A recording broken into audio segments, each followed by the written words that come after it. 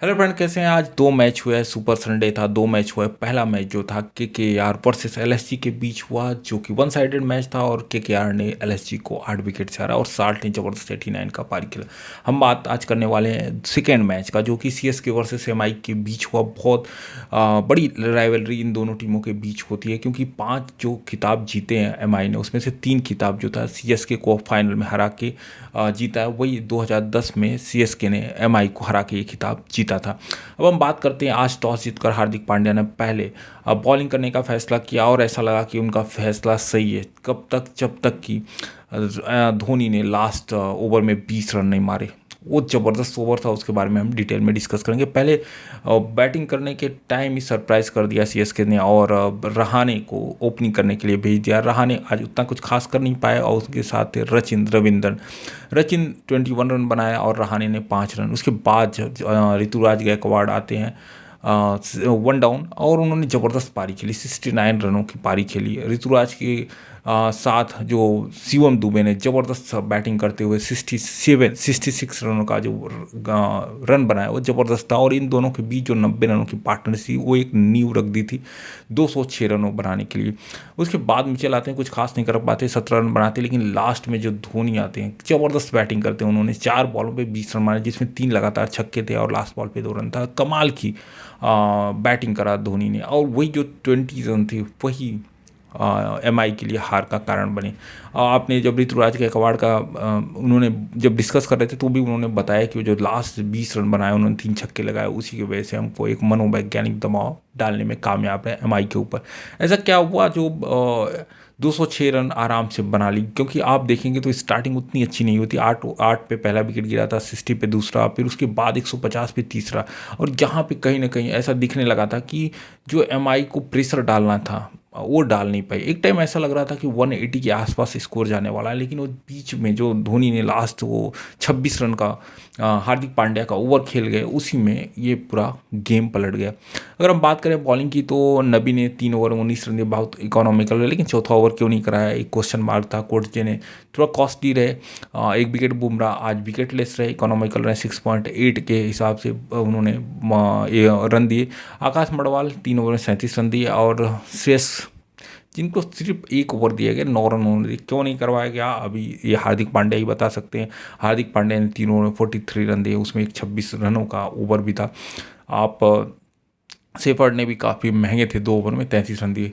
Overall देखा जाए, अगर स्पिनरों को और थोड़ा आपने श्रेयस गोपाल को यहाँ पे बुलाया था तो क्यों नहीं खिलाया, ये बहुत सरप्राइजिंग था। क्योंकि आप शिवम दुबे के वैसे ही नहीं खिलाए होंगे, क्योंकि शिवम दुबे स्पिनर बहुत अच्छा खेलते हैं, लेकिन वो फास्टर भी तो उतना ही अच्छा खेला। उन्होंने जिस हिसाब से रन बनाया, हो सकता है वो विकेट भी दे सकते थे।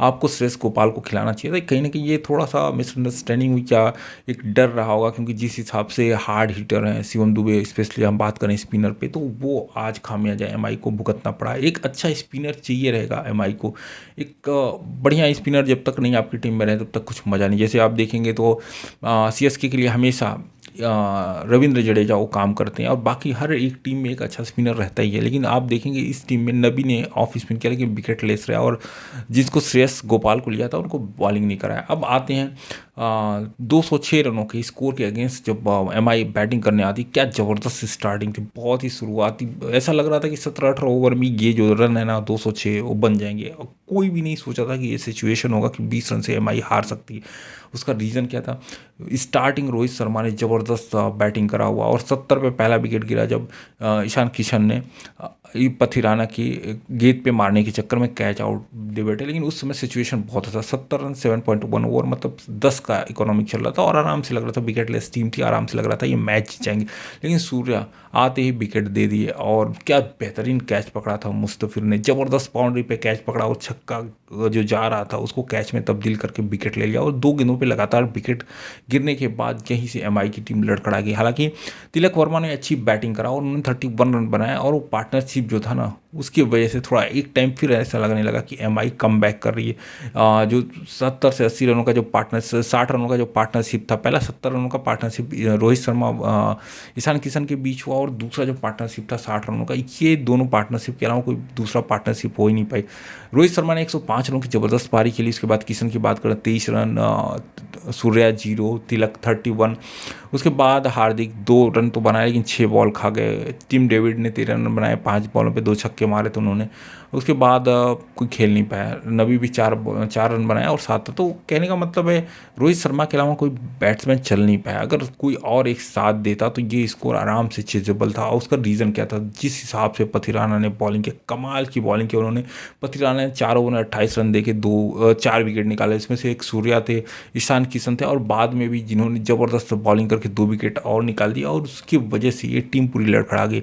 और अगर हम बात करें हार की शुरुआत कहाँ हुई, देखिए एक तो सूर्या का 0 पे आउट होना, जो पिछले मैच के हीरो भी रहे, 17 बॉल पर उन्होंने हाफ सेंचुरी मारी थी। और दूसरा, जिस हिसाब से 15वां ओवर में 2 रन दिए ठाकुर ने, और उसके बाद 16वां ओवर में 3 रन देके 1 विकेट भी निकाला तुषार ने, यहाँ से मैच जो था वो करवट बदल चुका था और सीएसके के पक्ष में जा चुका था। उसके बाद 17वां ओवर में मुस्तफिर ने थोड़ा खर्चीले रहे, 19 रन दिए। 18वां ओवर में 6 रन पथिराना ने दिए, और 20वां ओवर में 19वां ओवर में फिर पथिराना मुस्तफिर आते हैं, और लास्ट ओवर पथिराना थे। दोनों ओवर में 13 रन गए।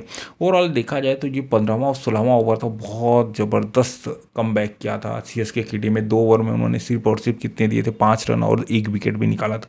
यही से जो मैच का पल रहा था वो सीएसके की तरफ भारी हो गया था। अगर बात करें कप्तानी की, तो ऋतुराज गायकवाड़ ने ज़बरदस्त कैप्टनसी की। कब पथिराना को लाना है, कब तुषार को यूज़ करना है, मुस्तफिर को कब लाना है क्योंकि वो सीनियर गेंदबाज हैं, कब शार्दुल को लाना है, सब चीज़ उन्होंने थॉट के साथ किया था। किस बैट्समैन के अगेंस्ट किसको लगाना है, रविंद्र जडेजा का ओवर पहले ही खत्म कर दिया। हर चीज़ सोची समझी चाल थी।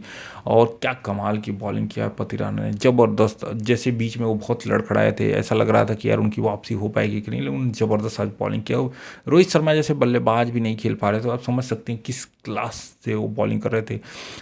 हार्दिक पांड्या तो 4 बॉल ऐसे ही खा गए। शार्दुल ठाकुर को भी नहीं खेल पाए। हार्दिक पांड्या को भी एक सोचना पड़ेगा कि भाई आप जब जा रहे हो तो आपको रन बनाना ही पड़ेगा, कितनी भी कैसी भी बॉलिंग हो रही हो। टिम डेविड देखिए 5 बॉलों पर उन्होंने 13 रन मारे, लेकिन आते ही उन्होंने 2 छक्के जो लगाए ना, उसकी वजह से थोड़ा सा ऐसा लग रहा था कि एमआई बीच में आने वाली है। और देखा जाए इस हार के बाद एमआई जो है उसका पोजीशनिंग 8वें पोजीशन पर चला गया, और सीएसके की बात करें तो उनका पोजीशनिंग थोड़ा ऊपर आ गया, और सीएसके ने 6 मैचों में से 4 मैच जीते और 3rd पोजीशन पे आ गए। आज एलएसजी जो है 5वें पोजीशन पे आ गई, तो ऊपर नीचे रहता रहेगा। कल का अगर हम मैच की बात करें तो सीएसके आरसीबी वर्सेस एसआरएच होने वाला है, और सबको पता है रिजल्ट क्या आने वाला है। हम दूसरे मैच की अगर बात करें तो जिस हिसाब से एलएसजी को सीएसके ने जिस हिसाब से एलएसजी को केकेआर ने हराया, ज़बरदस्त हराया, बहुत बुरी तरह हराया। 8 विकेट से हराना मतलब समझ रहे ना। इसमें से जिस हिसाब से साल्ट ने बैटिंग की 89 रन की साझेदार पारी के लिए, और फिर एलएसजी की बैटिंग लड़खड़ाती नहीं। जो पूरन ने बनाए रन, और कैप्टन राहुल ने दो के अलावा बदोनी ने 25 रन बनाए, बाकी कोई चल नहीं पाया जिस हिसाब से। लेकिन बैटिंग किया साल्ट ने, ज़बरदस्त बैटिंग किया 89, और बहुत ज़बरदस्त बैटिंग करते हुए पार्टनरशिप जो क्रिएट किया कैप्टन अय्यर के साथ, वो ज़बरदस्त था। ओवरऑल देखा जाए तो दोनों मैच बहुत इंटरेस्टिंग थे। पहला वाला तो 1 साइडेड था, लेकिन दूसरा मैच बहुत इंटरेस्टिंग था। हाई स्कोरिंग रन था, 206 रनों के अगेंस्ट जो 20 रनों से हारे। लेकिन उन्होंने अगर देखा जाए 15 ओवर से पहले एमआई की टीम जीत रही थी, उसके बाद सारी घटनाएं हुई। चलिए मिलते हैं कल के वीडियो में। अगर आपने चैनल को सब्सक्राइब नहीं किया तो सब्सक्राइब कीजिए। अगर एमआई के फ़ैन है तो भी कर दीजिए, अगर सीएसके के फ़ैन है तो भी कर दीजिए, क्योंकि धोनी का जो 3 छक्के मारे वो लाजवाब था, और वो जीत का श्रेय भी उन्हीं को जाता है। चलिए मिलते हैं नेक्स्ट वीडियो में, तब तक के लिए जय हिंद, जय भारत।